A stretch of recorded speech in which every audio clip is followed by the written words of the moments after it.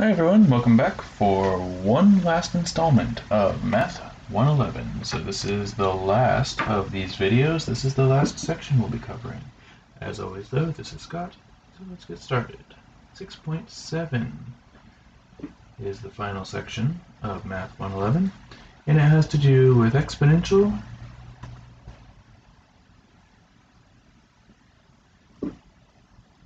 and logarithmic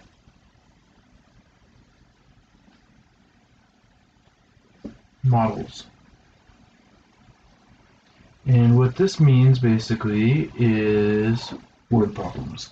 So we're going to be looking at some real-life applications of exponential, particularly exponential functions, and we're going to be using logarithms to answer questions about those. Now, one thing here that is important for us to note is that we will be using for these real-life applications a different default format from the exponential functions that we have been exploring already. So in many applications,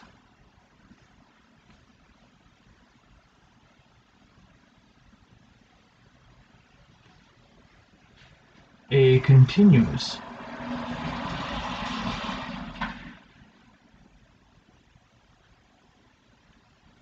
exponential change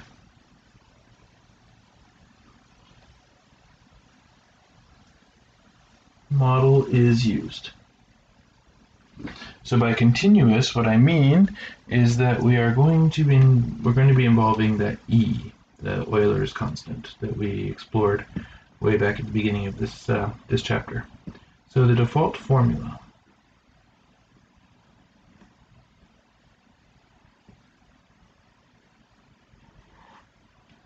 is going to be f of t, or sometimes a of t for amount, capital A. It's going to be a naught, that's how you pronounce that. It's just a subscript. This is just considered one symbol. E to the kt, where a naught, this represents the initial value. And by initial here, what we mean is when t equals 0. So it's up to us often to decide what t stands for. T can be years after 1997, if that's a useful number for us. Or it can be minutes after noon, or something like that. And whatever we're setting as the initial value of t, this will be that initial value of the function, the initial value of the population, or the initial amount of the exponentially decaying substance, or what have you. Okay, so that's what A stands for, and as for K, K stands for the continuous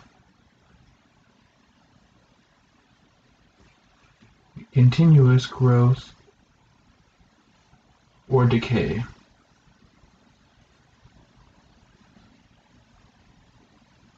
Right. So K for continuous, and it's a growth or decay rate, and if it's positive, that means it's growing, and if it's negative, that means it's decaying.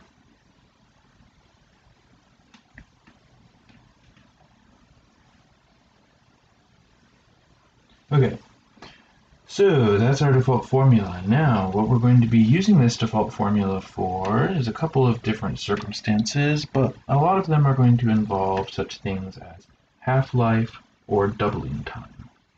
So let's figure out what those mean. So half-life.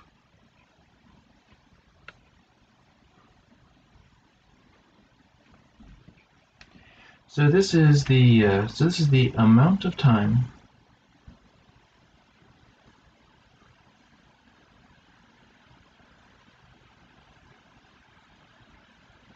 it takes for an exponentially decaying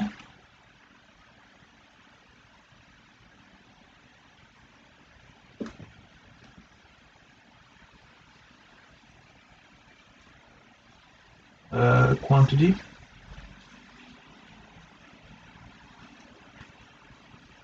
to have. In other words, reach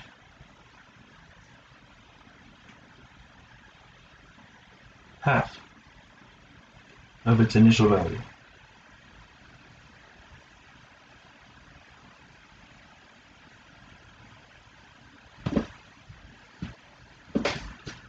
Its initial value.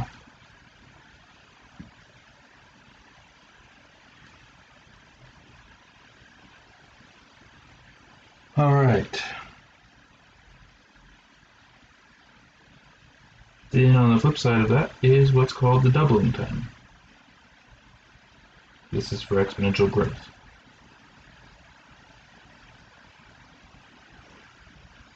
So this is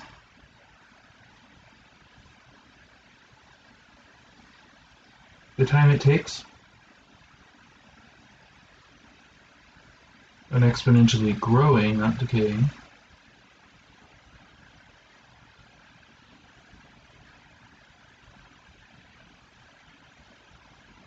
an exponentially growing quantity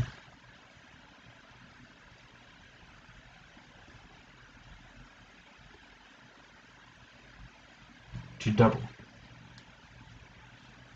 Now, in both cases, we can treat these as actually statements that amount to giving us 2 points on the exponential function. And in particular, we can use these to set up equations that will help us answer questions. So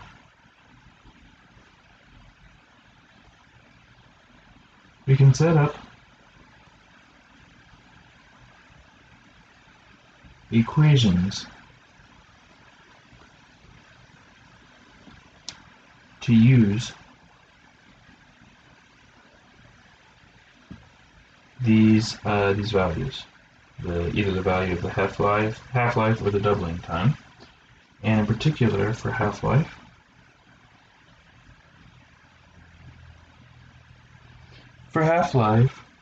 we know that if we let our little formula, our default formula, run out to the half-life, let's say t equals 1/2, this is equal to the half-life. So if we let our little formula run that long, so it's e to the k times t 1/2, that will end up at 1/2, the initial value. And then on the flip side of that, we can look at the doubling time.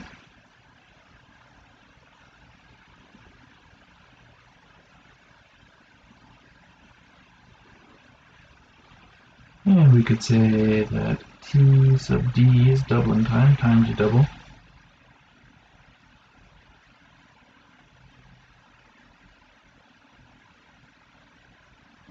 Then we would have a naught times e to the k times td is equal to, well, to double means to become twice whatever you started with. And all depending on what we have versus what we want, we will be able to fill in various parts of this in order to answer some questions. So then our guideline here will be fill in what we have, solve for what we don't. So then fill in the spots we have, solve for what we don't.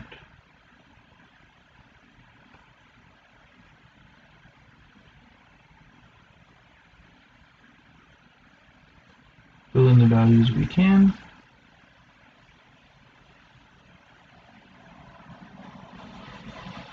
Solve for what's missing.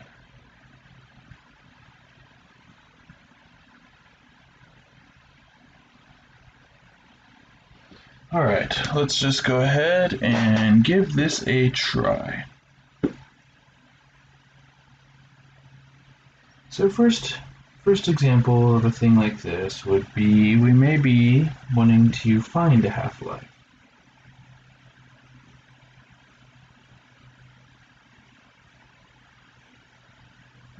So find a half-life. Okay, so that's the first category of example. So let's say we have a substance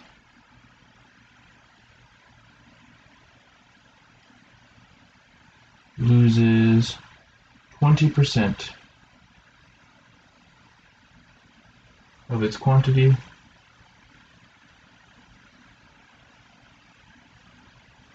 per hour. Then we could be asking, what is the half-life of the substance?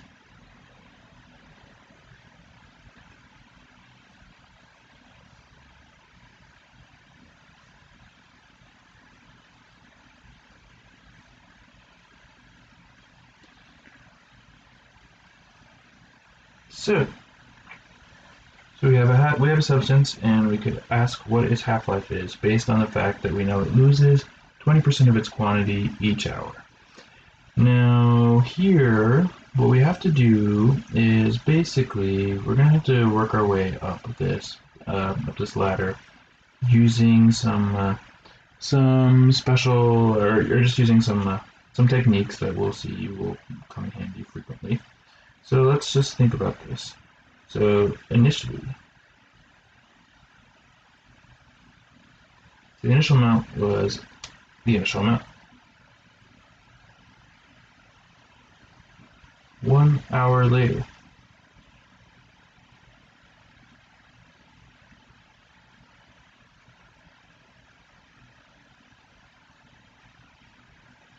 it will have lost 20% of itself, so that means it'll be 0.8 times A naught. Okay, so what that means is that we have A naught equals A naught e to the k times 0, and we have 0.8 A naught is equal to A naught times e to the k times 1.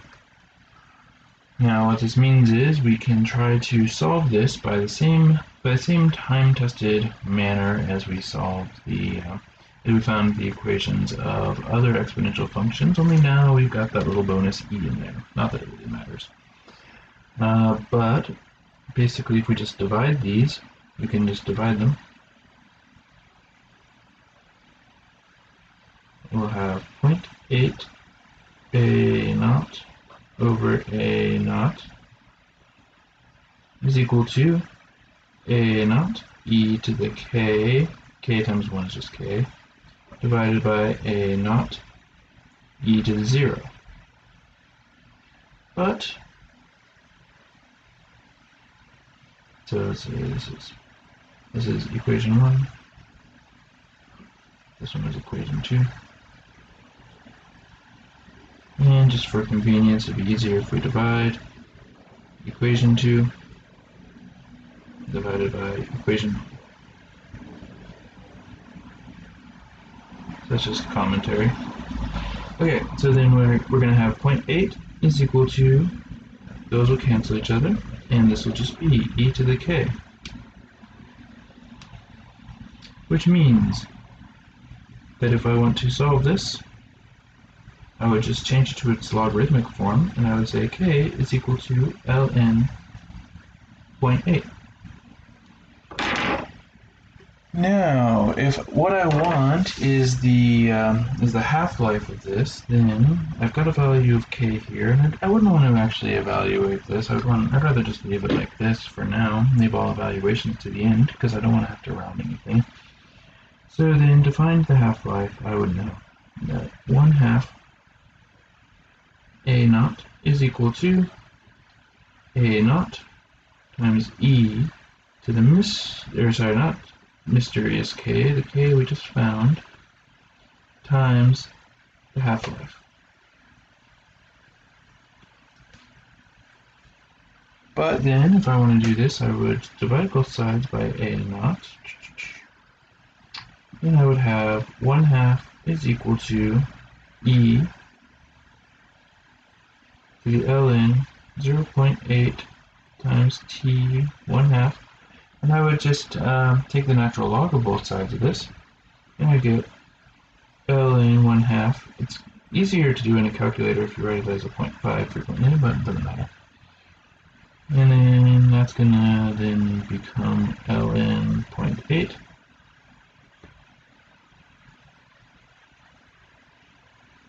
t 1/2, and then I can solve this finally for the t 1/2 by dividing. So t 1/2 is equal to ln 1/2 divided by ln 0.8. And now, at long last, if I want, I can finally ask the calculator what value this will have. And so, if I can just find a calculator. So here, if I want to actually evaluate this, I would just take ln 1/2. And I would do divided by ln 0.8. And I get 3.106.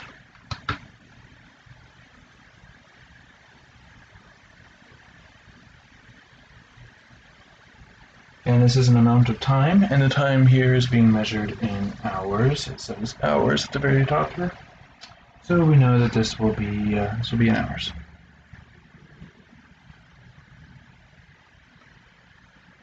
Alright, so this is how you would find a half-life based on a situation. You would start by just plugging in the values that we have and trying to solve for what we don't have. And here our technique is very similar to what we did when we found the equation of an exponential function through 2 points, but now the formulas involve e rather than b. Okay, so that was part 1 of the problem. Now for part 2, we might be given some extra information and asked to make this into a formula. So b, if there are initially 100 grams of the substance,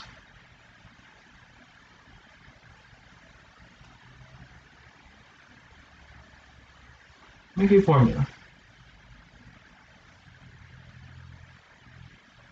for the quantity.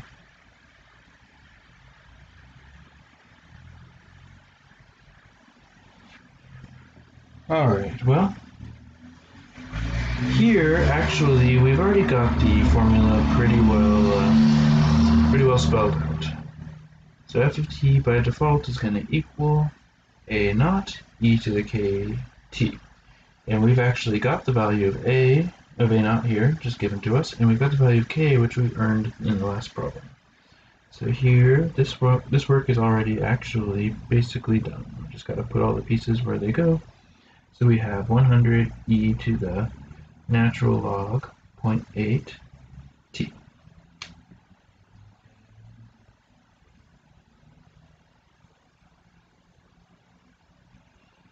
And then finally, we could ask a question such as, how long would it take for the quantity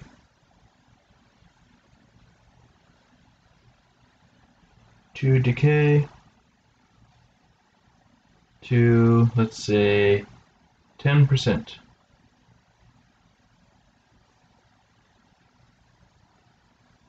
Its original value. Well, 10% of its original value would mean if the initial value was 100, we'd just be doing 0.10 times 100. So you probably didn't need to do a calculation to figure out what 10% of 100 was, but that might have been a less convenient number, and this is what we would have done. Okay, so this is the 10, and then we are setting that equal to the formula that we just found, and we're going to solve that for t. So 10 equals 100 e to the natural log 0.8 t. And if we want to solve this for the t, we just have to blow the dust off of our old solving exponential equations toolkit. And so just start by dividing by the constant 100. Always divide by whatever you can first to get everything as close to a naked exponential as you can on the one side. Okay, so it's going to be 1/10 is equal to e to the natural log 0.8 t. And then we can take the we can change this into a logarithmic equation. So that's going to be ln 1/10 is equal to ln 0.8 times t. And then we can divide by the 0.8 and divide by the ln 0.8, I should say.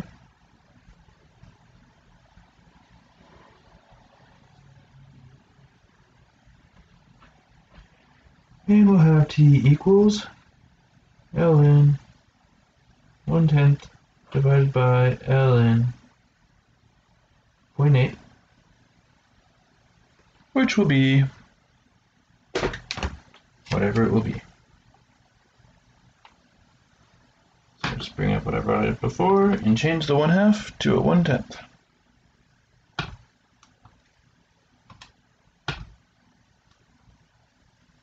And press enter. And 10.31885, so go 10.319 hours. In the problems, it'll tell you if it wants you to round, it'll tell you what it wants you to round to, how many decimal places or how many significant figures. So there are some variations on this same pattern, and the variations are like this. So variations. We might be given k. Given k. So the way this will play out is you will see a phrase such as the growth rate or decay rate. So we will be given, so we have the growth or decay rate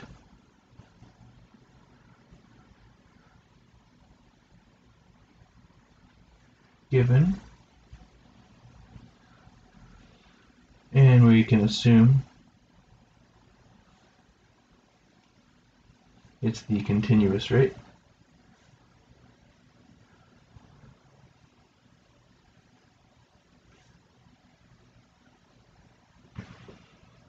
Then just make sure you convert it, if necessary, into a decimal. So convert.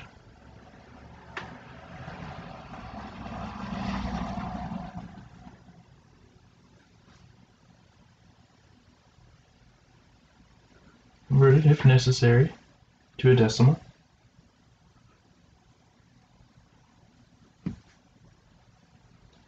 Then use the appropriate equation.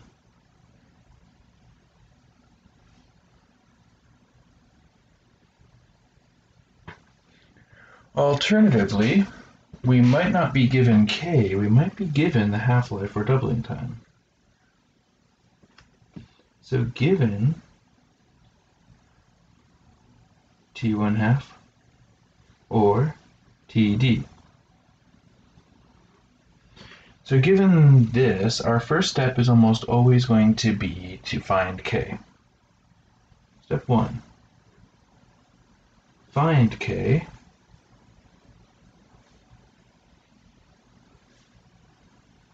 by using the appropriate equation.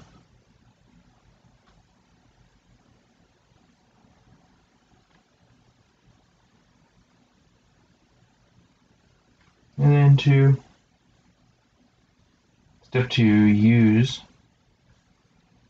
k, use the k you find,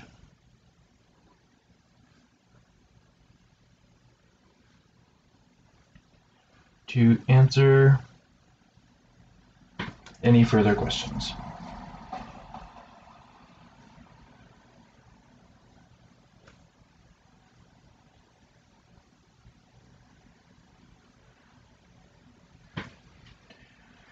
Alright, so these are the two twists that we can be dealing with, and let's give them a try. So let's say first off, a population of bacteria has an hourly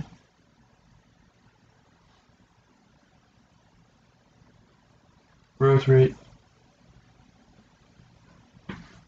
of let's say 1.5%. And then questions we can have would be stuff like, what is the doubling time? Because it's growing, it's not a half-life, it's a doubling time. What's the doubling time?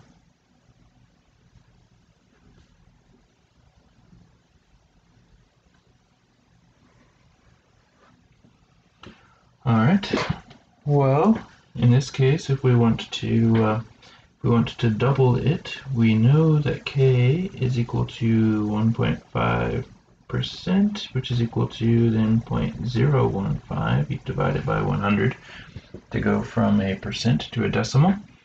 And so then we would use the suitable equation that involves the doubling time, so 2 times the initial amount, which we weren't given here, but it turns out not to be necessary, because it'll just get canceled away. It's equal to the initial amount times e to that k td, so the desired doubling time. So then, to solve this, we would divide both sides by a naught.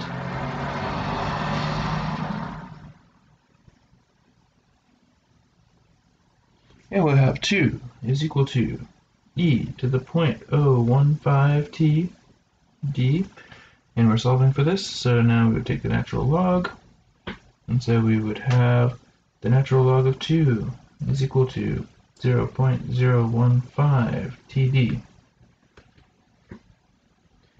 And then we would just divide by the 0.015, and we get that the doubling time is equal to is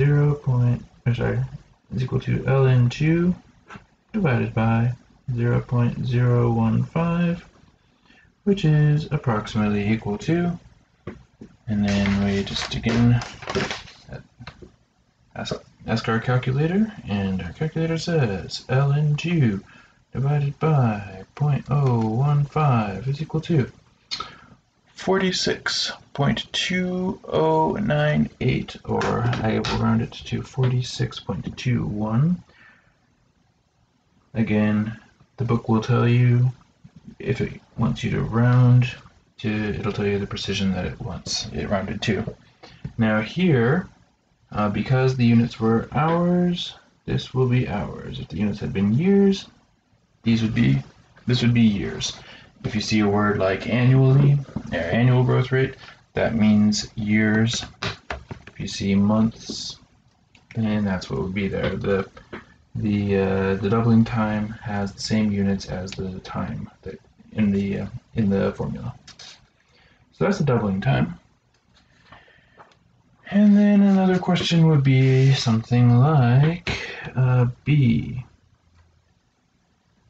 If there are initially 100 bacteria present,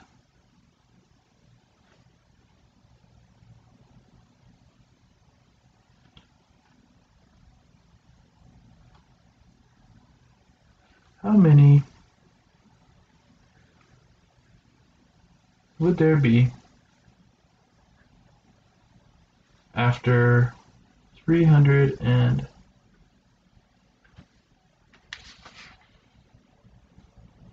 sorry, this is hourly. So after let's say 3 days.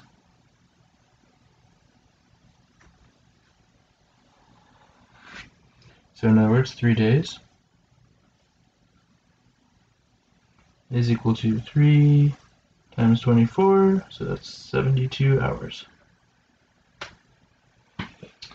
So that's the question here, 72 hours. Well, f of t is going to be 100. We have just been given, finally, the initial amount, e to the 0.015 t, and this is what we are plugging in there. So then we are asking what is f of 72, so that would be 100 times e to the 0.015 times 72.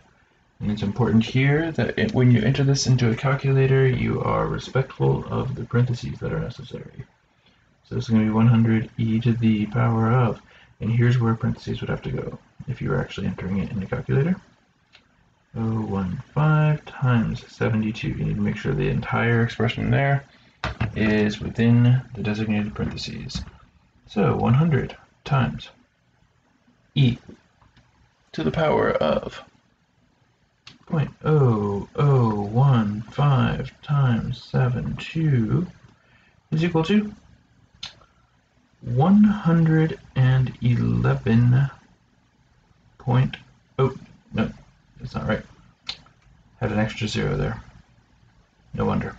So I was skeptical about that, and I'll tell you why in a second. So it's always a good idea to have in mind some prediction of how the number should turn out so you can catch a typo. But anyway, so this is about 294, and because we're talking about bacteria here, it wouldn't make sense to put in too many decimal values. So say about 294 bacteria present.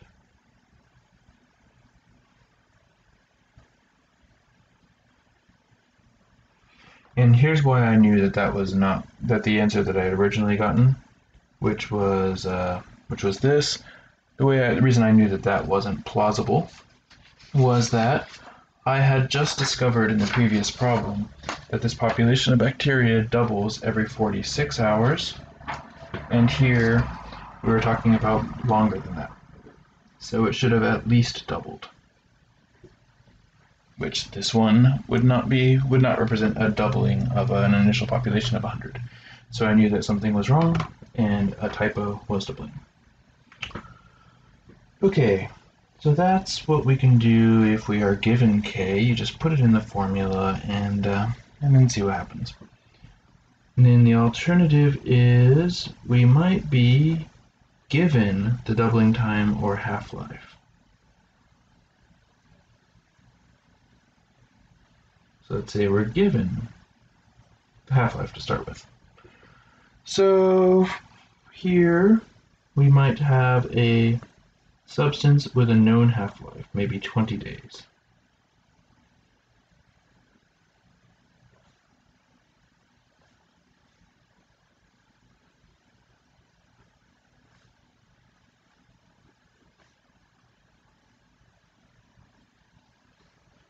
So then we could ask some questions about it. A. First question we could ask. What is its decay rate?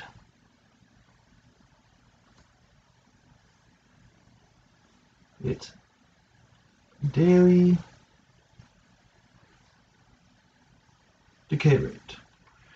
So importantly here, the units should be the same. If the half-life was given in days, then these questions should involve daily decay rates. So this is another word saying, what is K? Alright, well, what we know is that 1/2 A naught is what A naught would have become after the half-life here, which is 20. So we're just solving this equation now for the K. And we start, as always, by dividing by the A naughts. And in fact, because this first step is always so stereotyped, you can actually figure out for yourself what it would a workaround so that you never even have to do that again, but no harm in it for us. So I'm just rewriting that in a more customary order of number than variable. And then we would take the natural log,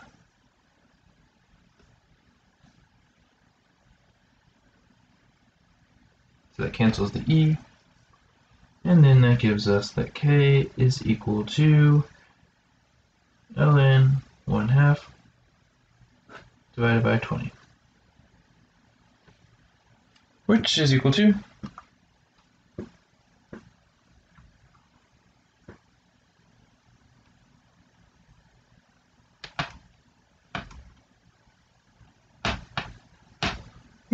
negative 0.034657 34, and I'll round this to 47. Alright, so then if we want to give this as a percent, we would move the decimal 2 spots over. And because it's decay, we don't need to write the negative. We can say the word decay. So we can say, so if we move the decimal 2 spots over, we could say 3.47%.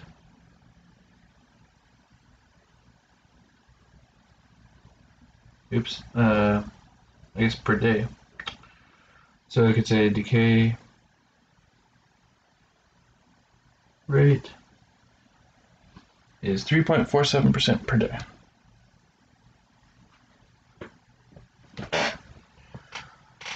Okay. So that's one question, and then an alternative question that could be asked would be something like this.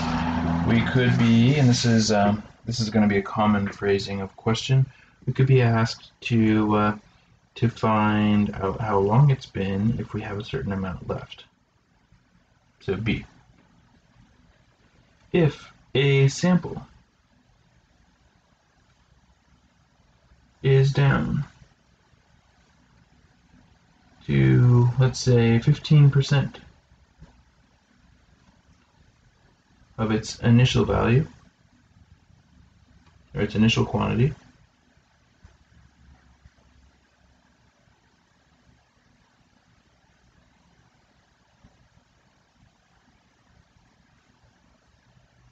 how long has it been?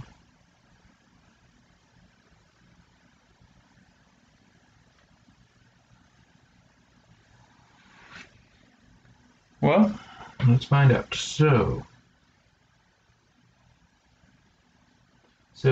the A naught, so we know the formula here is f of t is equal to A naught e to the kt, and in particular we know even that this k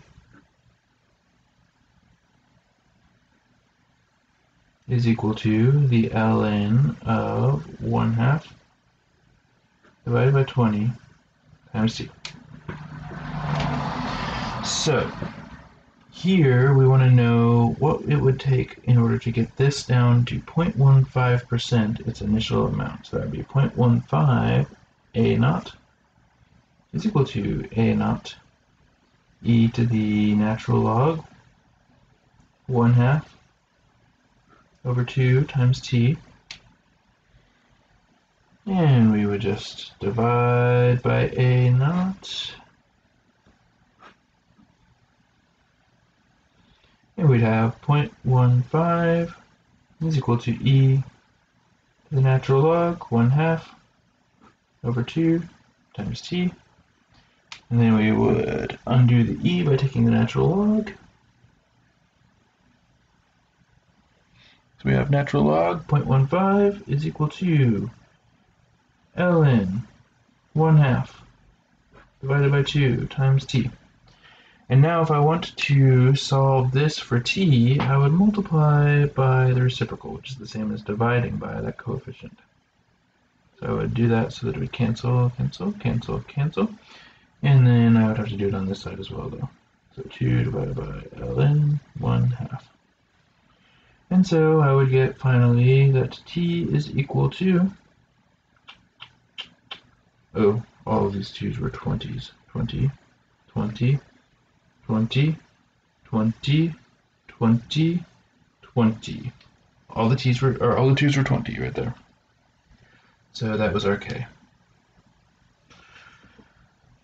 So then T is equal to 20 times ln 0.15 divided by ln 1/2.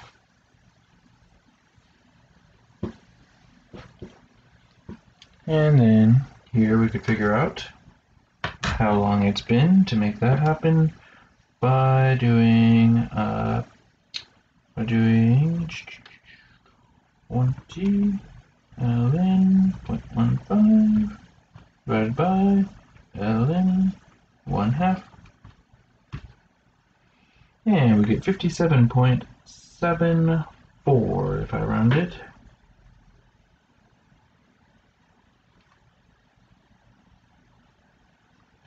54.74 days.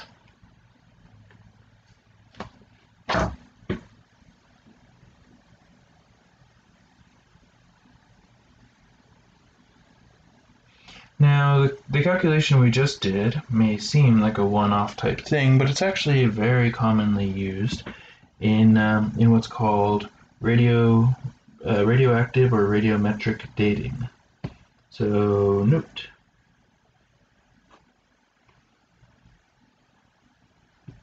The calculation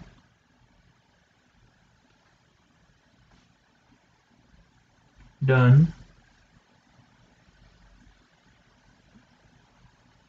in the previous example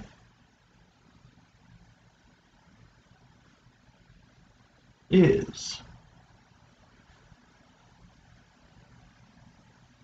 an instance of radiometric dating. So that's the use of radioactive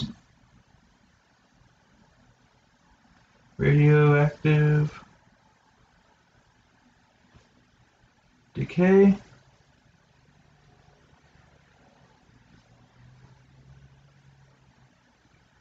to determine how long ago.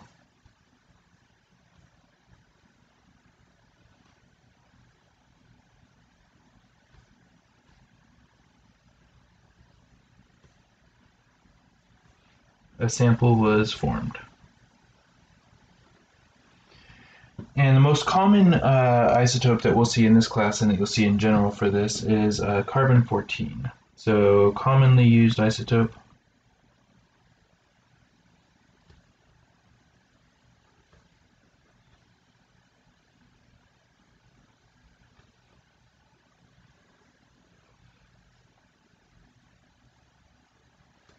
Carbon-14.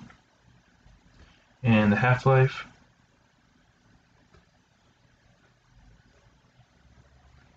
of this one is 5730 years. Now here's the story of carbon-14. It's commonly used in contexts where you are trying to date something that was several thousand years old. That's the sweet spot for it. And it's something that used to be alive. And here's the basic idea of how that works. So ordinarily, carbon has an atomic number, or an atomic weight of 12, and it has six protons, 6 neutrons.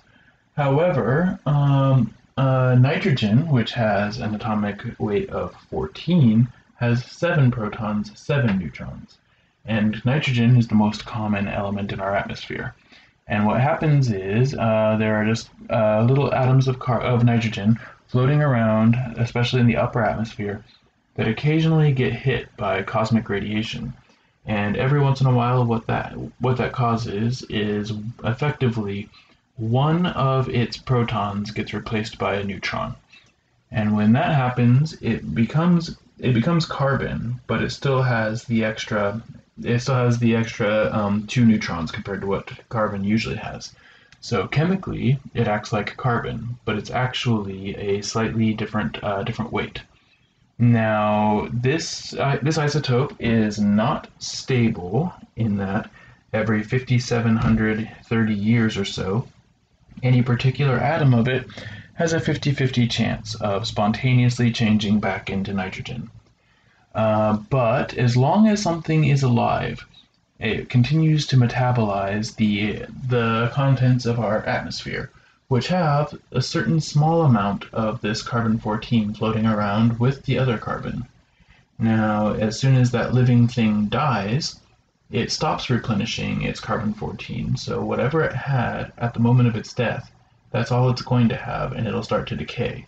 And so what happens is things that were once alive until the moment of their death, they have approximately the same ratio of carbon-14 to carbon-12 in their system as everything else, as the atmosphere or just all life on Earth. But once it dies, it keeps its carbon-12 and it loses its carbon-14. And so based on what ratio of carbon-14 to carbon-12 there is, you can actually determine with some amount of accuracy, if it was in the right time frame anyway, how long ago the thing died. So that's what's going on when we're measuring, or when we're talking about carbon-14, is we're talking about how long ago a thing that used to be alive stopped metabolizing air from the atmosphere. Now, when we do carbon-14 type problems, the main way this is going to work is like this. So here we can just make a note once and for all about the carbon-14 model, and that's the following. So the K for carbon-14. We can just once and for all calculate this, and then we don't have to retrace our steps. So the K for carbon-14 is going to look like this. So 1/2 A naught is equal to A naught times E to the K times 5730. So we can actually just solve this right now before we put in any numbers or anything, and that'll just save us a little trouble down the road. So we've got 1/2 is equal to E to the 5730K, and then if we change to the natural log, that means that natural log of 1/2 is equal to just 5730K, which means that K is equal to the natural log of 1/2 divided by the 5730. So we can always just use this. And in general, if we have the half-life, we can just put that in the same spot as 2730. It's kind of silly to remember too many kind of special formulas, though, if they all come from the same source. But this one will just turn out to be useful. So as an example, let's say we had something like this. Let's say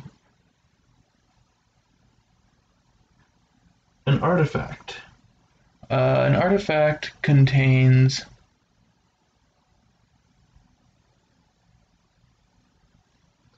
let's say 37% of its original concentration of carbon-14.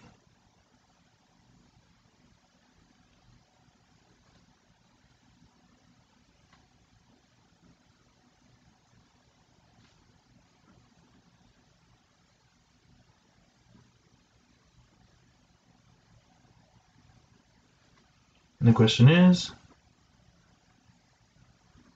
how old is it? Well, how old is it? Well, since we actually already have the legwork done for the K here, that's already in the record. We don't have to reinvent the wheel here. So then we can say that f of t is equal to a naught times e to the natural log 1/2 divided by 5730 times t. And we can now just set this equal to the 37% of its initial value. So 0.37 a naught is equal to a naught e to the natural log 1/2 5730 t. And as usual, the a naughts go bye-bye. Divide by them, away they go. And so that puts us at 0.37 is equal to e to the power of the natural log of 1/2 over 5730 t. And we take the natural log to cancel the e, and we're going to get ln 0.37 is equal to ln 1/2, so the e gets canceled, divided by 5730 times t, and we will just get rid of that by multiplying by its reciprocal. 5730 divided by natural log 1/2. That'll cancel that with that and that with that. But if I do that, I have to do it to the other side as well. So we have a 5730 on top, divided by ln 1/2 on the bottom. And so if I put the pieces together, I have t is equal to 5730 times ln of 0.37 divided by ln 1/2. And so then I can figure out approximately how long it has been. 5730 times ln 0.37 divided by ln 1/2.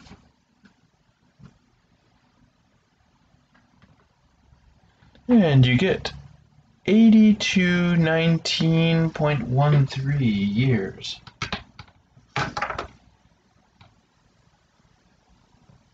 8219. Let's just say 0.13 years old. This process, by the way, is what was used when they were attempting to determine the authenticity of the Shroud of Turin. Because the Shroud of Turin was a shroud that was made out of plant fibers, in particular linen, they were able to apply this kind of analysis to it. So the linen that it was made of, while it was still a plant, had normal amounts of carbon-14, and then once it stopped being a plant and started being a shroud, then it started losing its carbon-14, and so they used the amount that was still there as a way to determine how long it had been. So now let's explore the last application that we'll be considering in this class, the last example essentially of Math 111, and this has to do with what is called Newton's law of cooling. So in addition to his many other discoveries, this was also first formulated by Isaac Newton.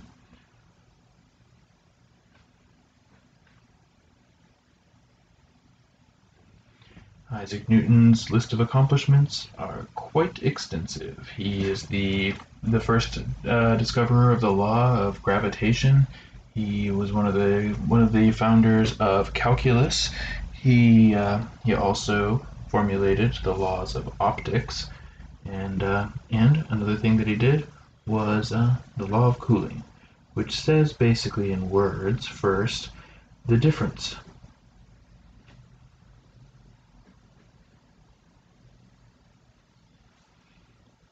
in temperature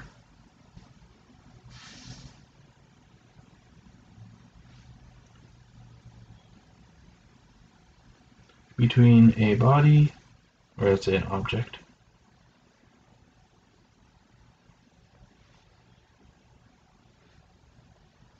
and its surroundings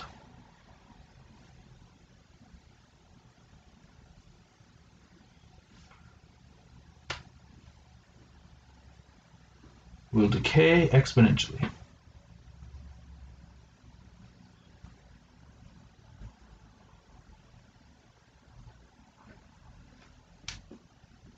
Now in math, the formula here is going to look like this. So the formula. So capital T, or capital T of T. This represents the temperature of the object.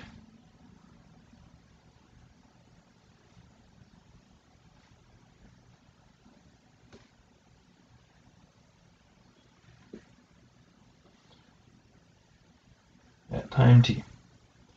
And then capital T, this will represent the temperature of the surroundings. So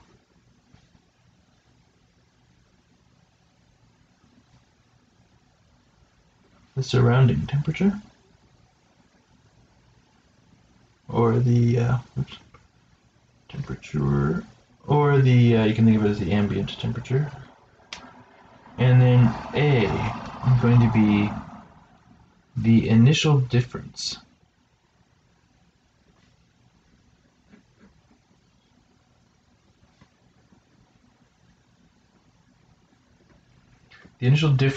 between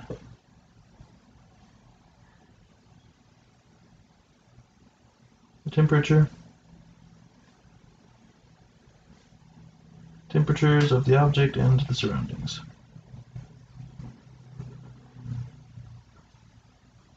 I just say between the temperatures.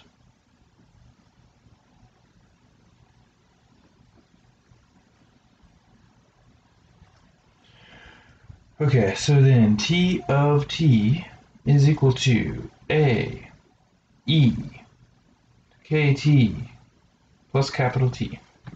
K is something that we're just going to have to find. It will vary from object to object. It depends on a couple of things.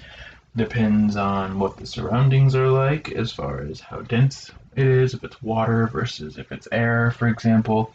And it depends on what the object is like. It depends on how big it is, what material it's made of, such things as that.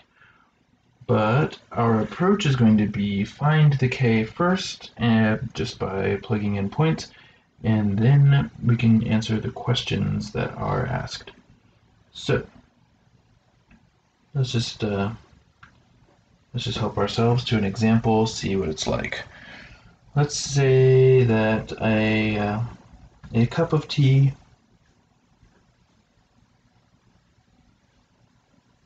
has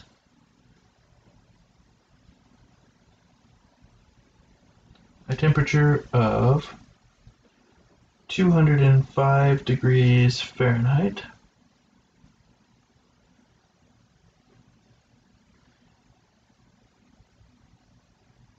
It's left in a room with a temperature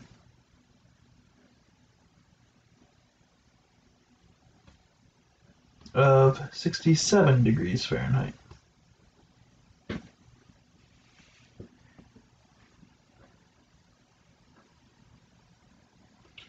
After 10 minutes,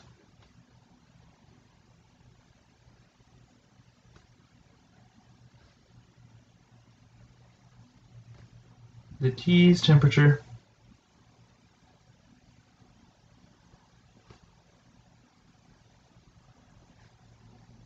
is 170 degrees Fahrenheit. And the question will be, when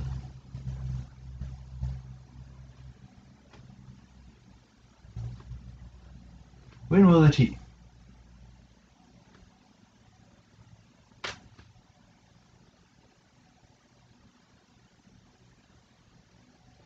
have a temperature of, let's say, 115 degrees Fahrenheit?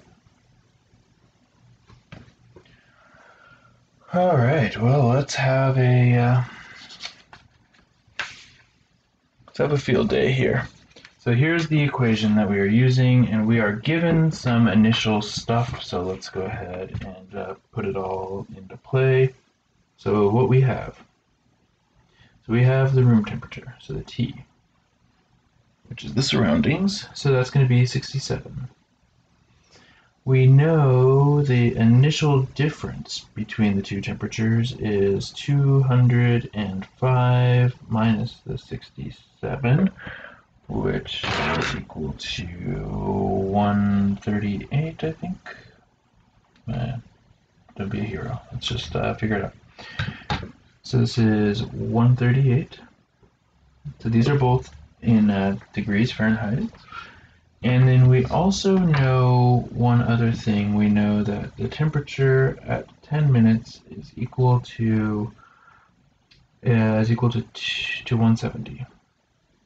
Okay, so that's basically the amount of information that we are given, and then we are asked, so, as a further piece of information, when will the T have the given temperature of 115? Well,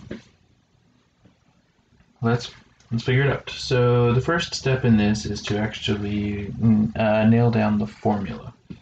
So we already know T of T is equal to, and we have a 138.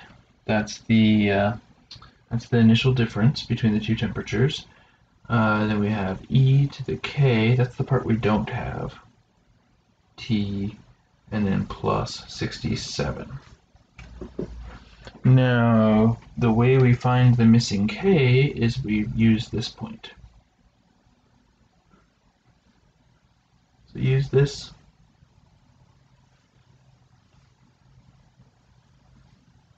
To find k.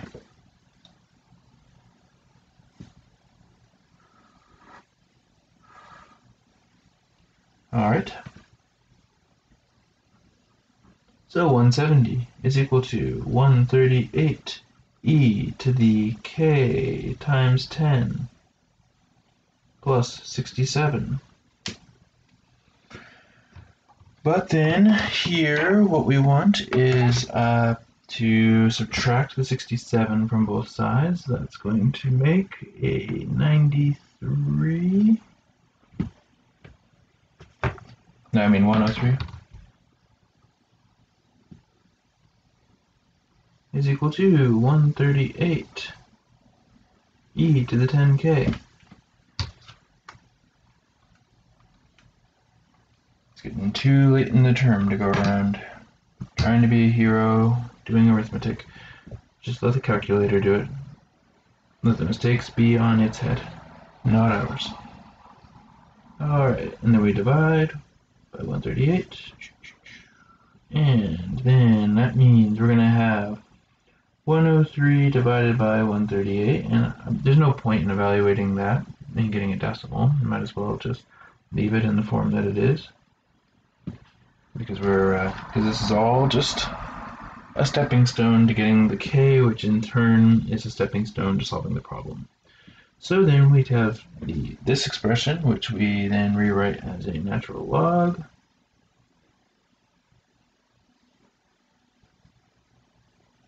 That cancels the e, so that makes just 10k. Then we divide by the 10, and we'll have k is equal to the natural log 103 divided by 138, all divided by 10. So then what that means is that T of T, we now have that formula dialed in. It is 138 e to the power of natural log 103 over 138 divided by 10 times t plus 67. And now the question was actually, when will this equal 115? So in other words, solve this. Alright, well, 115 is equal to 138 e to the power of the natural log of 103,138 t divided by 10 plus 67. Subtract the 67 from both sides.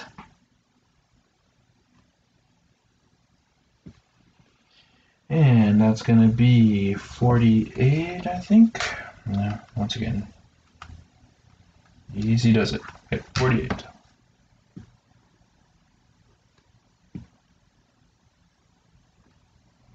Equal to 138. E to the power of the natural log of 103 over 138 times t divided by 10. And then you divide both sides by the 138.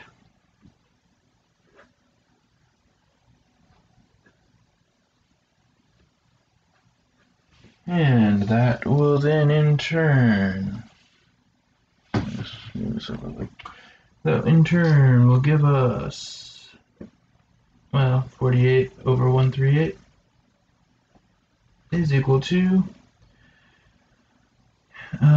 e to the natural log 103 over 138 t over 10.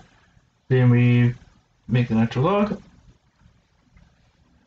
So it's going to be natural log 48 over 138 is equal to the natural log of 103 over 138 divided by 10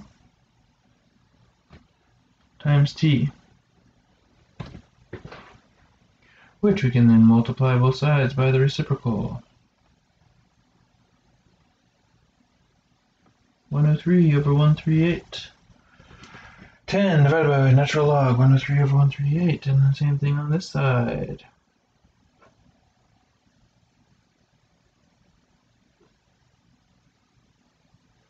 And then the 10s cancel, the natural logs over here cancel, and we get t.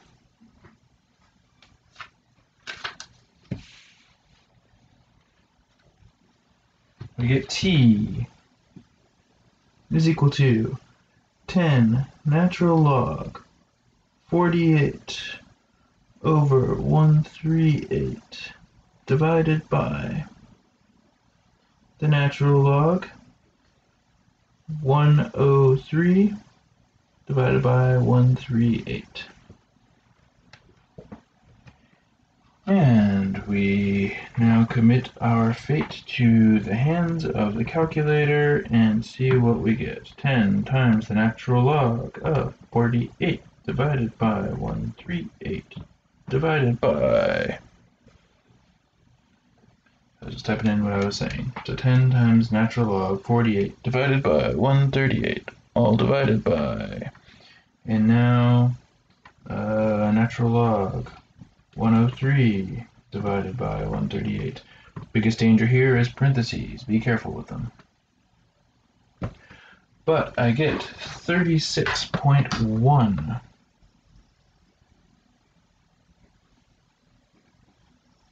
And then this would be minutes. So let's suppose that the temperature that you liked your tea to be at when you actually were drinking it was 115 degrees Fahrenheit. Then a freshly brewed cup of green tea will take 36.1 minutes before it gets down to that sweet spot of temperature. Alright, well that's how we do that. Let's recap the steps here. So first off, we just put down all the pieces that we knew, and what we didn't know was the K in the formula. So we used this equation to solve for that. That's what we did there. Then once we had the K, we put that into the formula and then solved the question that was the equation that was our actual question, which was when was the temperature 115. And so then we went through the steps of that. The steps we went through, they were a little bit complicated in practice, but in idea, they actually reflected a relatively simple thing. So if we had the format of the formula, we just needed the K. we found the k using this point. We used the k to find this one. So those are the steps of what we undertook. Other twists on this would be, instead of having to solve it, you have to evaluate this at a certain amount of time. But anyway, that will then do it for the last hurrah of Math 111. So once you've mastered this, you will have mastered everything there is to master in this course. It's been a pleasure teaching you. This has been Scott, and I'll see you never again in Math 111, but maybe in some future class. Till then, bye.